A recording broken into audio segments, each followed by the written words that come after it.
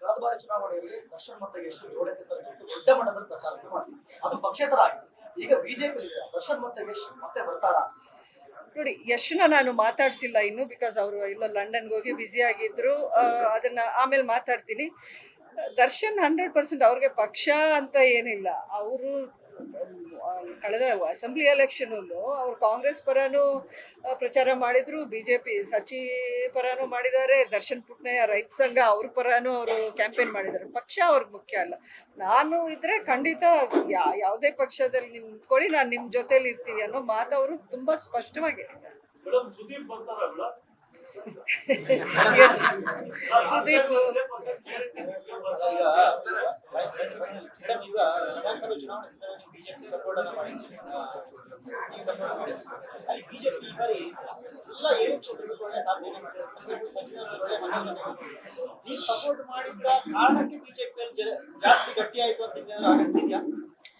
ನೋಡಿ, ಆ ಥರ ಯೋಚನೆ ಮಾಡೋ ಪೊಲಿಟಿಷಿಯನ್ನು, ಆ ಪೊಲಿಟಿಕಲ್ ಸ್ಟೈಲ್ ನಂದಲ್ಲ.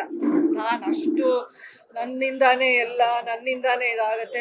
ನನಗೆ ಐ ರೆಸ್ಪೆಕ್ಟ್ ನಮ್ಮ ಪ್ರೈಮ್ ಮಿನಿಸ್ಟರ್ ಮೋದಿ ಅವ್ರ ಮೇಲೆ ನನಗೆ ಬಹಳ ರೆಸ್ಪೆಕ್ಟ್ ಇದೆ. ಅವರ ಒಂದು ನೇಮು, ಆ ಒಂದು ಇಮೇಜ್ ಇದೆಯಲ್ಲ, ಐ ಡೋಂಟ್ ಥಿಂಕ್ ವಿಶ್ವಗುರು ಅಂತಾರೆ, ಇಡೀ ವಿಶ್ವದಲ್ಲೇ ಮೋಸ್ಟ್ ಪಾಪ್ಯುಲರ್ ಲೀಡರ್ ಅನ್ನೋ ಜಾಗದಲ್ಲಿ ಈಗ ಎಲ್ಲರೂ ಒಪ್ತಾರೆ ಅವ್ರನ್ನ. ಬೇರೆ ಬೇರೆ ಕಂಟ್ರೀಸ್ ಲೀಡರ್ಸ್ ಎಲ್ಲ ಅವ್ರನ್ನ ಮೆಚ್ಚಿದ್ದಾರೆ. ಹಾಗಾಗಿ I would like to give the credit to him.